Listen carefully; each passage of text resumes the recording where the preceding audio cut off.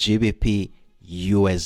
And last week, we really did not gain any formidable traction throughout the course of the week as trading activities was more of range bound to reveal the prevailing uncertainty in the market last week.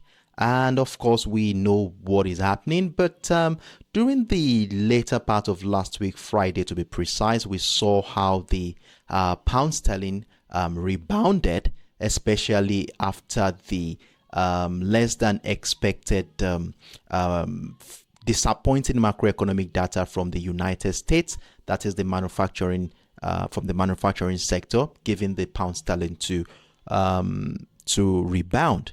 Now, the pound sterling's gain in value in the last, especially in the last 2 days now, and stroke the Asian session, may be as a result or maybe supported by the hawkish remarks from the Bank of England's chief economist, Peel, who suggested that the first interest rate cut is not going to be coming anytime soon.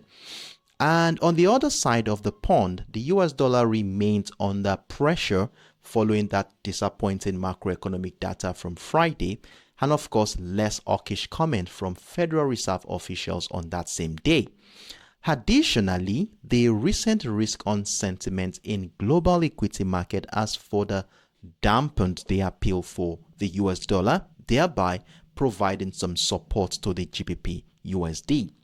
Now, in light of this development, are we going to be focusing on an uptrend scenario here?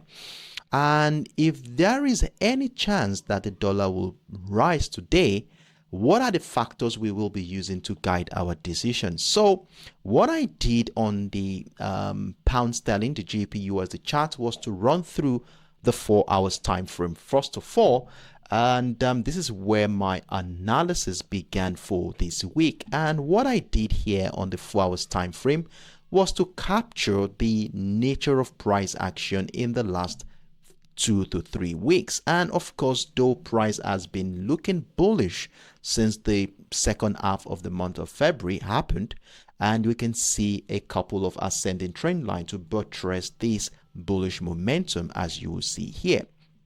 However, in the last 7 to 8 days, the market has been a little bit choppy, leading into a consolidation phase where price action is confined within the 1.267 and the 1.262 in the last 8 days in the market to emphasize the prevailing uncertainty in this market. Now, if we are looking at things from a long-term perspective, it makes a lot of sense that we wait for price action to take out all the sell positions along the 1.267 to give us an opportunity to buy, while the breakdown of the demand zone between the 1.262 and the 1.26 area could welcome selling opportunities. However, if we look at the distance between where price action is right now and both structure, you will see that there is enough room that could make us capitalize on any trading opportunity, hereby making us to maximize the potential of that move. So what I did here was to mark out a key level that we will be using to guide our decisions for this week. And after looking at what has been going on here in the last couple of weeks, I have something at the 1.267.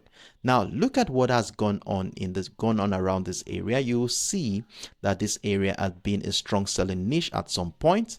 Look at what happened here, though we had a little breakout, but it was still serving as a strong selling niche. Then we saw the breakout happen here a couple of weeks ago. We saw a retest of structure by pressure building up momentum around that area before that same level was finally broken again during last week's trading session. And since that moment, price action has been trading below that structure. And in fact, if price can break out of this 1.267, then we will be looking out for more buying opportunity so that we can maximize the bullish move. So we will have entered the bullish momentum early enough before the breakout of the 1.267 happens, after which we will be adding more positions, hereby having a minimum of 2 buy positions to maximize that move.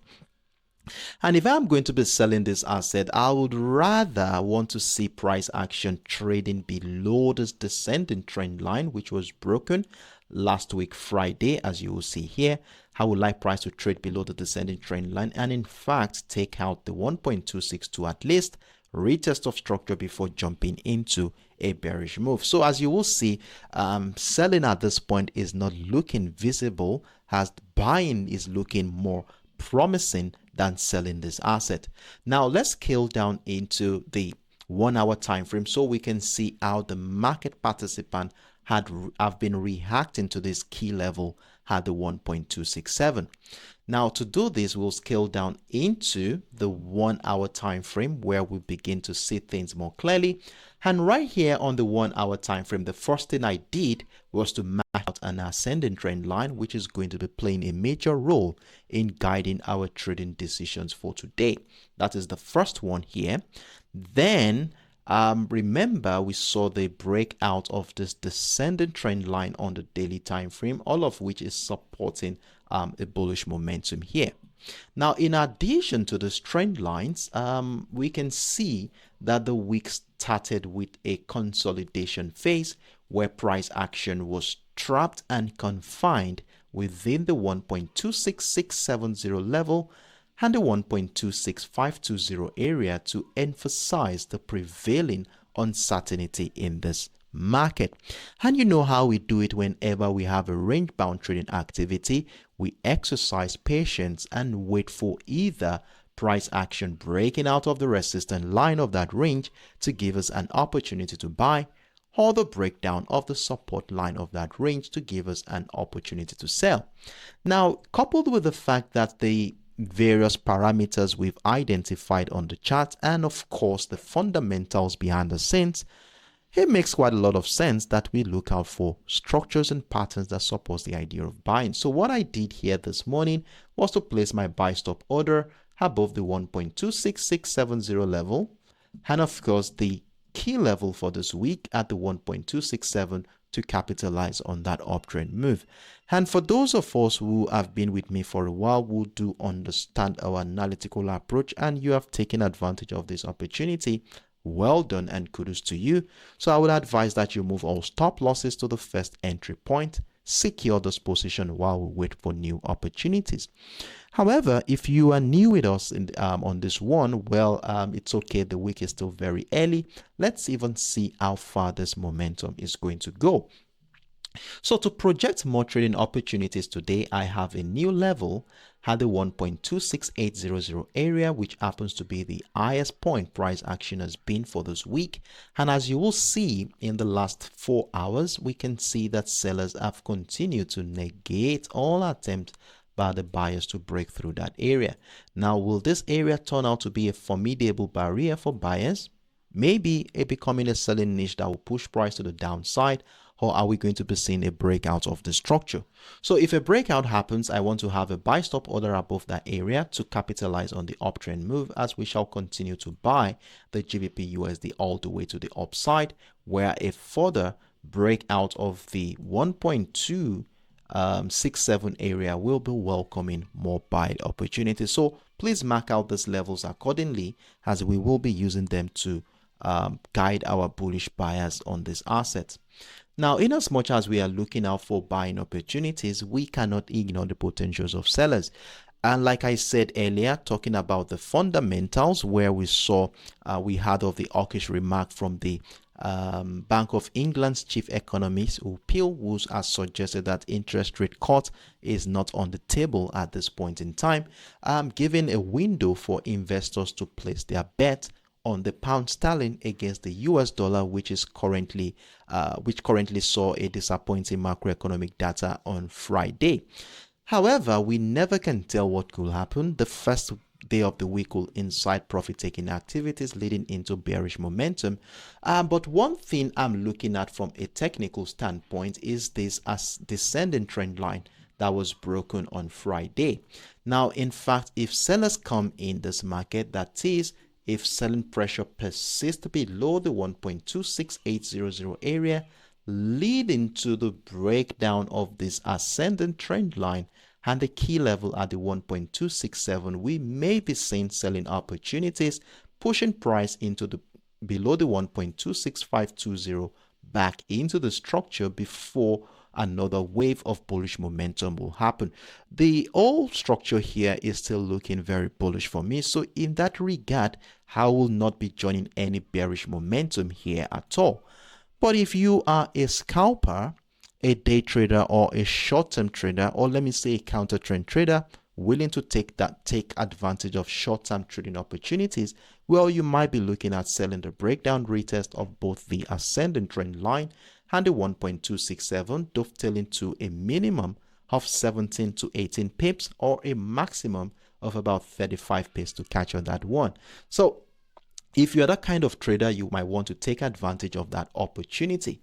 But if you are someone who looks at a long-term view like me, then I would rather, if price drops below the 1.267, I would rather want to wait and see how the market will react to either the 1.26520 or the 1.26350 area, which lines up with the trend line, to see how the market will react to that area. Now, if we see reversal setups like double bottom structure, head and shoulder patterns, or falling wedge, we'll mark out the neckline of it and then buy the breakout of the neckline to join the uptrend continuation. But if price breaks down that descending trend line and we have a retest of structure with continued selling pressure, we might be in to join the bearish momentum. And for those who had capitalized on that move at the 1.267, you could be having another opportunity to add more sell positions to your existing trade. So this is my view on the GBPUSD. I still maintain a bullish bias, but we are not negating the possibilities of sellers dropping into any of the structures before the uptrend move happens. So mark out these levels and let's see how the market will play out going forward. If you have any questions, feel free to let me know in the comment section.